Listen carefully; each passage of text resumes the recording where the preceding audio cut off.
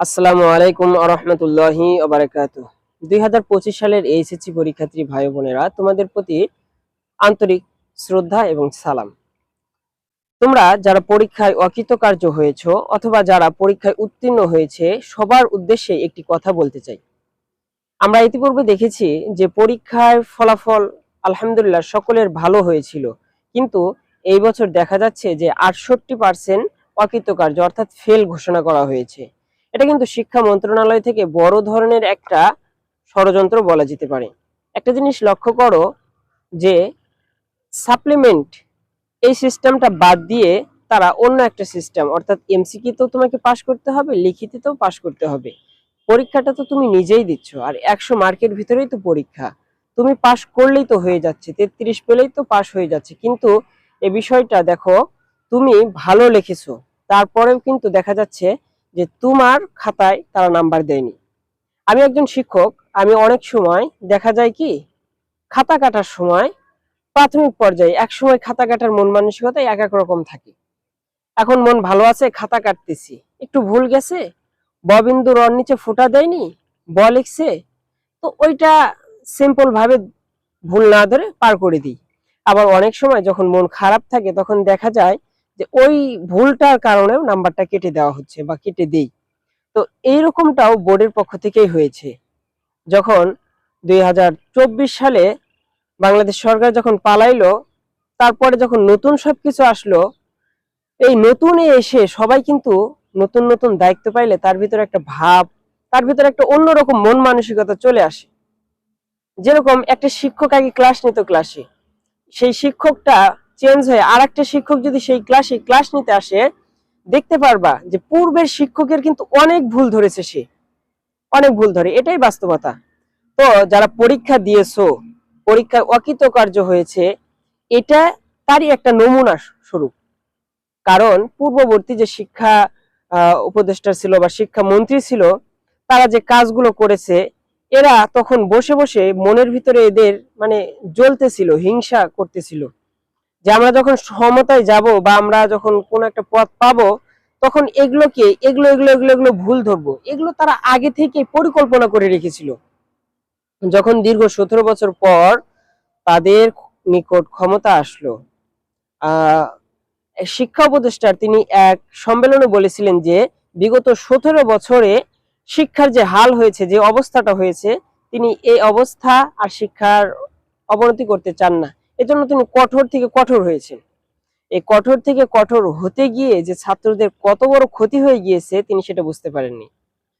তবে খাতা কাটার সময় কিন্তু না একদম কঠোর না একদম কোমল, মিডিয়াম মন মানসিকতা নিয়ে খাতা কাটতে হবে। অর্থাৎ সে যেটা পেয়েছে সেটাই তাকে দেওয়া যায়। তো সে যেটা পেয়েছে সেটাই দিলে বাংলাদেশে 20 লাখ শিক্ষার্থী পরীক্ষা দিয়েছে, তার ভিতর থেকে 6.5 লক্ষ শিক্ষার্থী ফেল হয়ে যায়। এটা তো মেনে নেওয়ার কথা নয়। আমার ছোট মাথায় একটা পয়েন্ট আসলো যে বোর্ড চ্যালেঞ্জের জন্য যে আবেদন করা হয়, সেখানে 150 টাকা প্রতি সাবজেক্ট ওয়ার। একটা সাবজেক্টের জন্য বোর্ড চ্যালেঞ্জের যদি আবেদন করা হয়, তাহলে 150 টাকা সরকারকে তোমাকে দিতে হবে। সেটা টেলিটক সিমের মাধ্যমে, মোবাইল ব্যাংকিং এর মাধ্যমে তাদের অ্যাকাউন্টে পাঠিয়ে দিতে হবে। তো তুমি একটা জিনিস খেয়াল করো, এই যে 6.5 লক্ষ শিক্ষার্থী অকৃতকার্য হয়েছে, তাদের ভিতর থেকে তো কম করে হলেও 4 লক্ষ শিক্ষার্থী এই বোর্ড চ্যালেঞ্জটা করবে অবশ্যই। কারণ 150 টাকা আমার নিকট বড় কিছু নয়, আমি একটা বছর অপেক্ষা করব, এটা আমার নিকট অনেক বড় কিছু। 150 টাকার মায়া ছেড়ে সকলেই মানে বোর্ড চ্যালেঞ্জের জন্য আবেদন করে। তবে বাস্তব কথা কি, বোর্ড চ্যালেঞ্জে কোনো ফলাফল হয় না। শতকরা 99% ফলাফল যেরকম সেরকমই থাকে, শুধু 2-1 জনের পরিবর্তন হয়। এটা আমার জীবনের বাস্তবতা থেকে বলতেছি। আমি যখন পরীক্ষা দিয়েছিলাম এইচএসসি তে বা দাখিল পরীক্ষা দিয়েছিলাম আমি, তো সেই সময় আমার কৃষিতে আমাকে ফেল দেখানো হয়েছিল। আমি খুব ভালো লিখেছিলাম, তো কিন্তু আমার দেখে দেখে যে লিখেছে সে A+ পাইছে, আর আমার ওখানে ফেল আসছে। তো এই বিষয়টা যখন আমার নজরে আসলো, তখন আমি মনের ভিতর আত্মবিশ্বাস যে অবশ্যই আমি পাশ করব, আমি বোর্ড চ্যালেঞ্জ করলাম। কিন্তু পরবর্তীতে দেখা গেল রিপ্লাই কোনো আর মেসেজই আসেনি।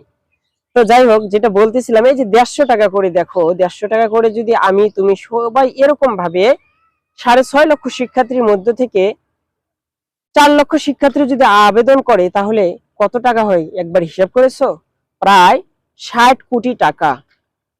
তারা অনায়াসে বসে থেকে কিছু না করেই 60 কোটি টাকা তাদের তহবিলে জমা হয়ে যাচ্ছে।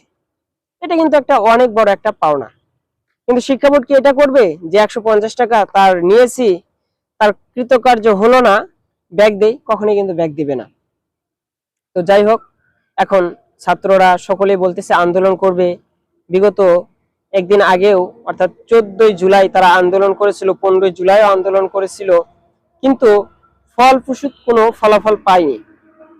আমরা একটা উর্দু একটা শের পড়েছিলাম, একটা ছন্দ পড়েছিলাম যে কাম সে কামিয়াবি আতা হয় না কে হুসনে বয়ান সে, অর্থাৎ কাজের দ্বারাই সফলতা অর্জন হয় না সুন্দর সুন্দর বয়ানের দ্বারা, সুন্দর সুন্দর আলোচনার দ্বারা কিন্তু কখনো সফলতা অর্জন হবে না। তোমরা অনেকেই এইচএসসি পরীক্ষার্থীরা আছো যে আমি ফেসবুক চালাচ্ছি, ফেসবুকে হ্যাশট্যাগ দিয়ে ভরে দেব, ইউটিউবে কমেন্ট করে ইউটিউব জাম করে ফেলাবো, যে তারপরেও তুমি আন্দোলন করতেছো, এটা তুমি প্রমাণ করতে চাচ্ছ। কিন্তু তুমি ঘরে বসে যতই এরকম ফেসবুকে টিপাটিপি করো, ইউটিউবে যতই কমেন্ট করো, তোমার এই কমেন্ট, ফেসবুকে পোস্ট বিন্দু মাত্র কাজ দিবে না। তোমাকে কাজ করতে হবে, শরীরের শক্তি ব্যয় করতে হবে। তোমাদের এটা অধিকার, তোমাদের অধিকার তোমাদের আদায় করে নিতে হবে। কিছুদিন পূর্বে এইচএসসি ভাইরা আন্দোলন করেছিল তাদের পরীক্ষার সময়টা পিছানোর জন্য। আমার তো ভয় লাগতেছে যে এসএসসিতেই যেই বেহাল অবস্থা করেছে, এইচএসসিতে যে কি না জানি বেহাল অবস্থা করবে। আমার মন বলতেছে 50% এর উপরে হয়তো পাস দেখাবে না, অকৃতকার্য দেখাবে 50%, অর্থাৎ ফেল। যারা যতগুলো পরীক্ষা দিয়েছে তার ভিতরে অর্ধেক গুলো ফেল করেছে, এটা দেখাবে শিক্ষা বোর্ড। তো যাই হোক, এইচএসসি পরীক্ষার্থী ভাই যারা আছেন, আপনাদেরও কিন্তু সময়টা আসতেছে। এই যে এদের দেখে, ছোট ভাইদের দেখে শিক্ষা নিন। আপনারা এখনো জোর দাবি করেন, শিক্ষা মন্ত্রণালয়কে জানান যে সাপ্লিমেন্টামের মাধ্যমে আপনাদের পরীক্ষার মার্ক গুলো দেওয়া হোক। তাহলে কিন্তু দেখা যাবে অনেকেই এই ফেলের হার থেকে বেঁচে যাবেন। তো সর্বোপরি কথা যেটা বলতে চাচ্ছি, কাম সে কামিয়াবি আতা হয় না কি হুসনে বয়ান সে।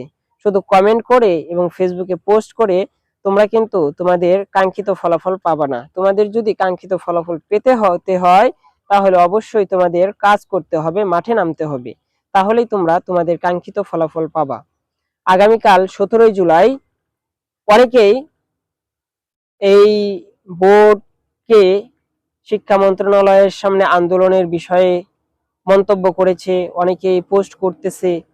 তো শুধু পোস্টেই সীমাবদ্ধ না থেকে তোমরা তোমাদের হাত পা ভালো করে মানে কাজে লাগায়া তোমরা সেই আন্দোলনগুলোতে শরিক হয়ে অংশগ্রহণ করো।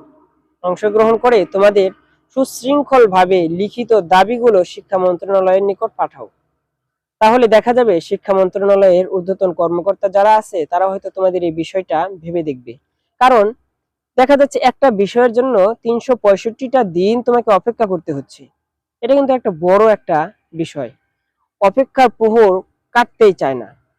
আরবিতে একটা ছন্দ আছে, আল ইন্তেজার ওয়াসাদ্দু মিনাল মাউত, যে অপেক্ষা এটা মৃত্যুর থেকে কঠিন হয়ে থাকে। তো সেই অপেক্ষা, একটা বছর অপেক্ষা করা কিন্তু কম কথা নয়। তো তোমাদের আন্দোলন সফল হোক, তোমাদের প্রতি দোয়া, ভালোবাসা সবকিছুই থাকলো। তোমরা সফলভাবে আন্দোলন চালিয়ে যাও, কোনো বিশৃঙ্খলা করবা না, মারামারি, হট্টগোল, অগ্নিকাণ্ড এসব না করে সুশৃঙ্খল ভাবে তোমাদের দাবিগুলো সরকারের নিকট তুলে ধরো। আল্লাহ সহায় হোক, তোমাদের দাবি সফল হোক, তোমাদের আন্দোলন সফল হোক, তোমাদের উজ্জ্বল ভবিষ্যৎ গড়ে উঠুক। সকলে ভালো থাকবা, সুস্থ থাকবা। আর আমাদের চ্যানেলে নতুন হলে অবশ্যই চ্যানেলটি সাবস্ক্রাইব করে আমাদের সঙ্গেই থাকবা।